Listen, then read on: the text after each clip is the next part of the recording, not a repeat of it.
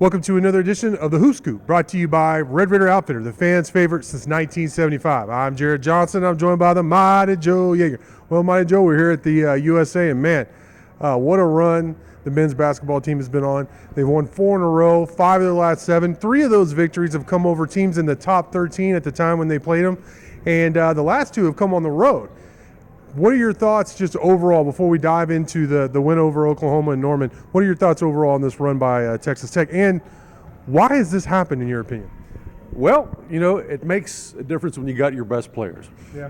I mean, it's I think, not to simplify it too much, but listen, IMAC is the real deal now. I think we can all agree on that. Yeah.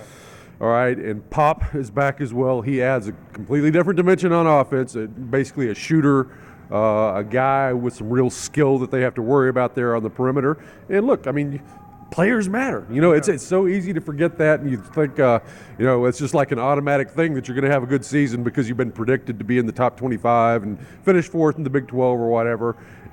But you lose guys, and it does make a big difference. And now they're back. So, I mean, this team is almost at full strength now, still missing Daniel Batcho. I mean, you got your main dudes, and the team has come together, and they're just playing so much better, and they're just a more talented team right now, and that really helps. Let me ask you a question. You mentioned Batcho. I just personally, in this, my opinion, and it's nothing personal to him, but I almost think go ahead and stay away, get healthy. I really like the mix right now. I didn't feel that way with Pop. I was like, get him back as soon as possible, But with Batcho, it just seems like the inconsistencies there. They're doing so many things on both ends of the court, obviously, that are helping them win and beat really good opponents.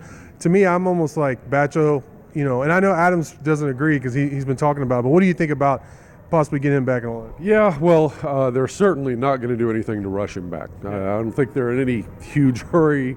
I mean, just from the standpoint of the guy cannot stay healthy. And if a guy is,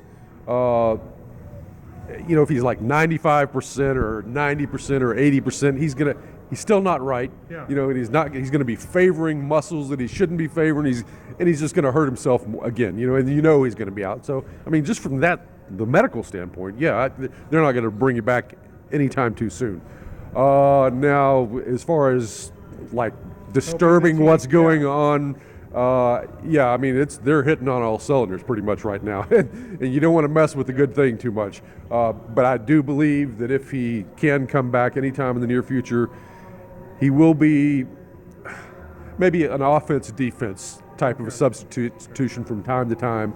But I would agree. I mean, I don't think you'd really want to play him really big minutes unless there is some sort of a special situation where you get in bad foul trouble or something like that.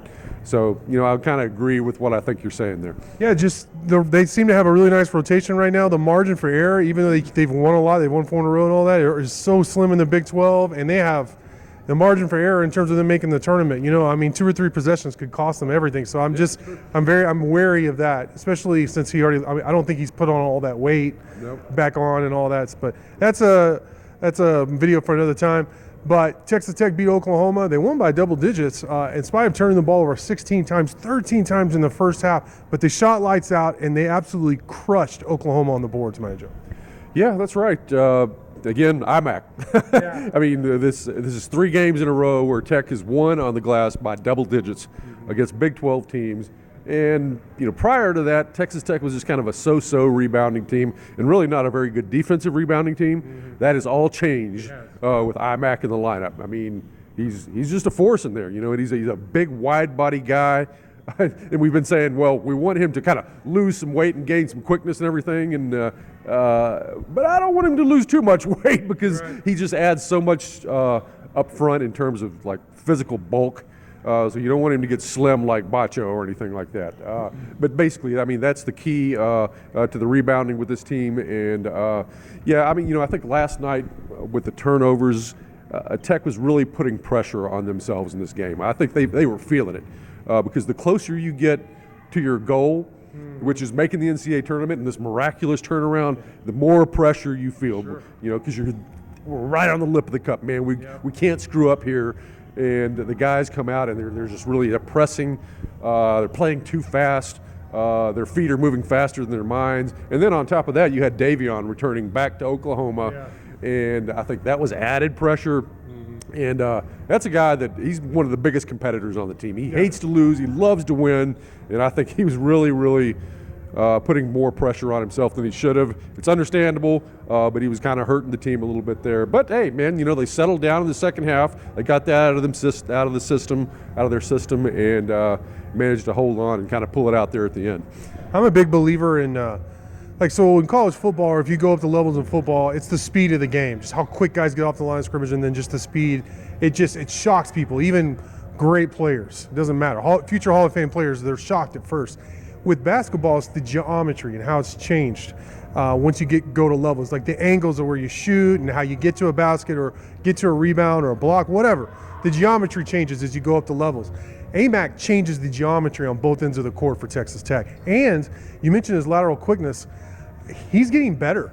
Like, he looked much better in terms of as a perimeter defender against Oklahoma. Like, each game he gets a little better at that. Now, he's still going to have a hard time with some of the best guards, but I did think he did a much better job against Oklahoma in terms of being in the right position and not being a liability when he switches. Yeah, he's he's just getting better all the way around. I mean, clearly he's getting back into basketball shape.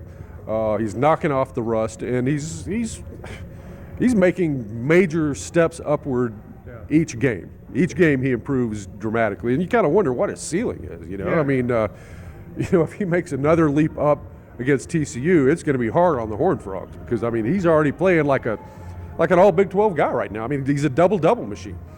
He just we were talking about this. This dude could be your MVP for the team coming into the season.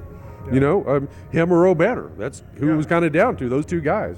And now you're seeing that. I mean, you got two bona fide Big 12 type stars in O'Banner and IMAC, and adding another one of those into the mix really makes a difference. Hey, you mentioned TCU real quick.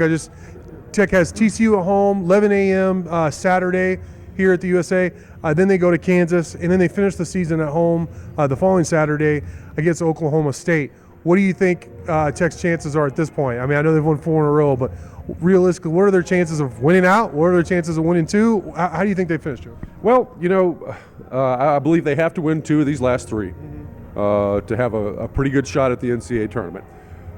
This first game against TCU is going to be tough. I mean, it is. I mean, TCU's last 2 games, they got Mike Miles back. That's one thing, all right, because he had been injured, of course, missed several games. He's back. That makes a difference. The last 2 games, TCU beat Oklahoma State by 25, 100-75, and then gave Kansas a really good battle at TCU before losing by, I think, 6. And they're a good team. They're a legitimate NCAA tournament team that can make a run. They're going to come in here. They're going to play well. But I expect this place to be just completely wild, this building that we're in right now. And, I think Tech's chances of winning this game are pretty good. Tech probably be favored by maybe 4, 5 points, something like that. And if they win that game, then I believe Texas Tech will make the NCAA tournament. They have 2 games left after that at Kansas. And if you could somehow win that, it's highly unlikely, but that would be the slam dunk right there. However, absolutely, no question about it. But I think realistically, I think Tech will compete with Kansas up there. They'll probably lose a pretty close game, but I think they'll fight pretty good. But then you get final game of the season here against Oklahoma State, and I think Texas Tech wins that game, maybe by a fairly good margin, and pretty much, I'm not going to say clinches an NCAA tournament berth, but it's going to be hard to keep a 7-11 Big 12 team out of the big dance, because this conference is just so heads and tails above everybody else. I mean, the dude Jess Settles from ESPN last night was saying, listen, this is a top 25 Texas Tech team right now, maybe top 15. It would be kind of a travesty. I know it's the overall body of work is what they look at, but still, man, I mean, it's hard to ignore a team from this conference playing this well, beating all these guys down the stretch. So 7 wins, and with that concluding win against Oklahoma State probably gets Tech in, I think. All right, great stuff, Monty. Joe, really appreciate it. Thank you. Thank you all for watching, and until next time.